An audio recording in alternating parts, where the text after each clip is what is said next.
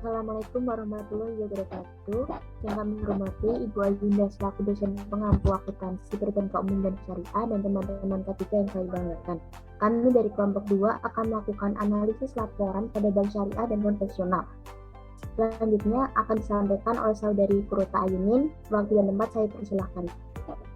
Selanjutnya yaitu perbedaan analisis neraca bulanan bank syariah dan bank konvensional, yaitu yang pertama ada di akun aset, yaitu nomor 4, jika di bank syariah tagihan spot dan forward, sedangkan di bank konvensional tagihan spot dan derivatif. Di bank konvensional terdapat surat berharga yang dijual dengan janji dibeli kembali atau repo, sedangkan di bank syariah tidak terdapat repo. Perbedaannya selanjutnya yaitu jika di bank syariah akun tersebut bernama piutang, sedangkan di bank konvensional kredit. Di bank syariah terdapat pembiayaan bagi hasil, sedangkan di bank konvensional tidak terdapat pembiayaan bagi hasil. Perbedaan akun nomor 10, jika di bank syariah pembiayaan sewa, sedangkan di konvensional pembiayaan syariah. Yang akun nomor 12, cadangan kerugian penurunan nilai aset produktif terhadap di bank syariah, sedangkan di bank konvensional penurunan nilai aset keuangan. Jika di bank syariah terdapat aset istimewah dalam penyelesaian, sedangkan di bank konvensional aset non-produktif. Di bank konvensional terdapat sewa pembiayaan, sedangkan di bank syariah tidak terdapat sewa pembiayaan. Di bank syariah terdapat penambahan cadangan kerugian penurunan nilai aset lainnya, sedangkan di bank konvensional tidak terdapat. Selanjutnya di akun liabilitas. Yang pertama, di akun liabilitas ada dana simpanan wadiah, dan yang kedua dana investasi non-profit sharing. Sedangkan di liabilitas konvensional terdapat simpanan berjangka dan repo.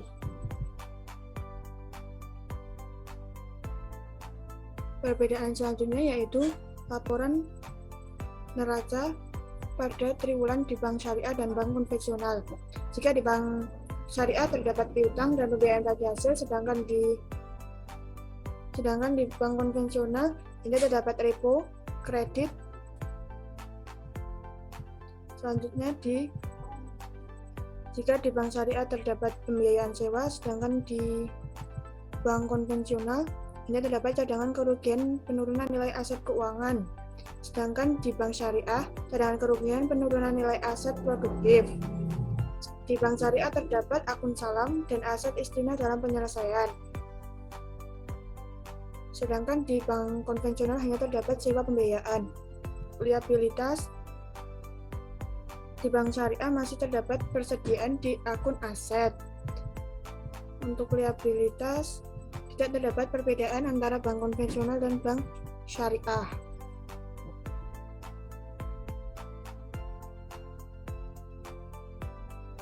Baik, selanjutnya perbedaan pada laporan laba rugi perusahaan syariah dan konvensional. Yang pertama, pada akun pendapatan dan beban operasional pada syariah, yaitu pendapatan penyaluran dana, tetapi pada konvensional yaitu pendapatan dan beban bunga. Pada akun beban bunga terdapat di konvensional, tetapi tidak terdapat di syariah.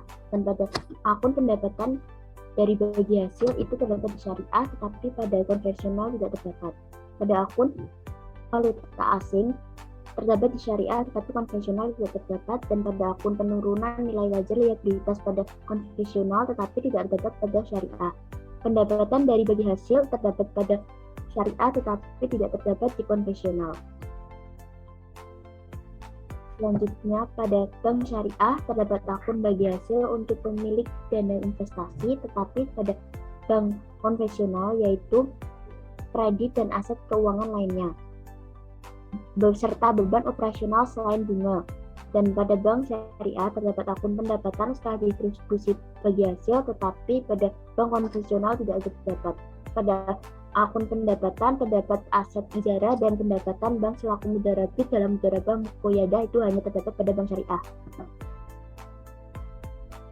Selanjutnya, pada bank syariah akun beban operasional lainnya, tetapi pada bank konvensional yaitu akun beban operasional selain bunga.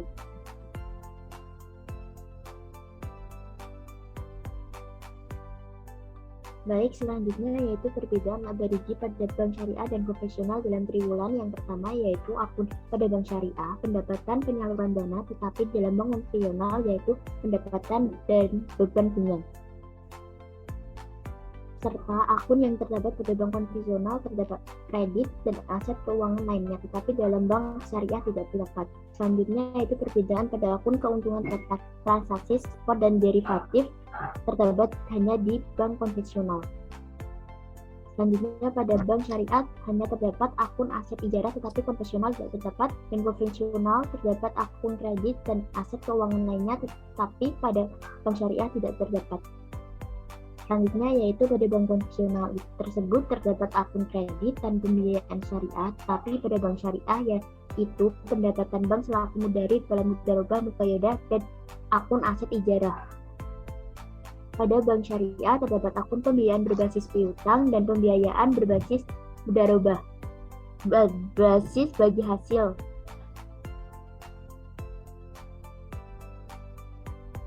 Oke, selanjutnya kita menuju analisis laporan publikasi bulanan pada komitmen dan kontingensi pada Bank Aceh dan Bank Rakyat Indonesia.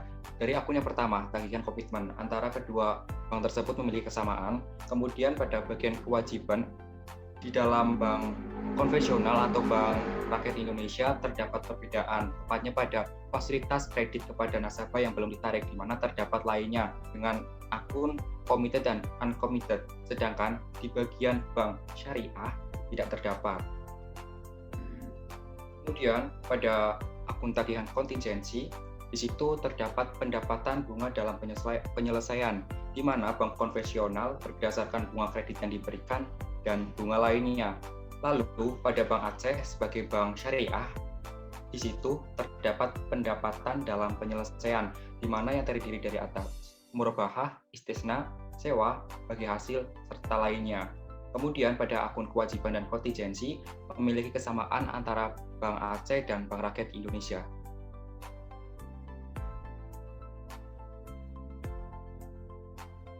Selanjutnya yaitu laporan publikasi triwulan pada komitmen dan kontingensi pada Bank Aceh dan Bank Rakyat Indonesia.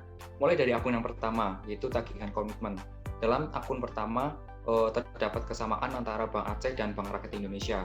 Kemudian lanjut kepada bagian kewajiban komitmen. Terdapat perbedaan di dalam kewajiban komitmen yang dimiliki oleh Bank Rakyat Indonesia, di mana di situ terdapat akun lainnya yang terdiri dari committed dan uncommitted yang tidak dimiliki oleh akun dari Bank Aceh.